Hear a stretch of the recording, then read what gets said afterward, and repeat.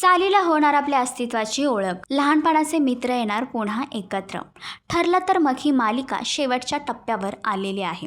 यातच सायलीच्या अस्तित्वापासून सुरू झालेला हा प्रवास आता लवकरच प्रेक्षकांचा निरोप घेणार आहे. मधुभाऊंनी देखील सालीला तीच खरी तन्वी आहे हे सांगितलं आहे आणि आता सालीने देखील अर्जुन समोर तीच खरी तन्वी आहे, कारण तन्वीचा आवाज, तिच्या आठवणी सगळ्या मला माझ्यासारख्या वाटतात.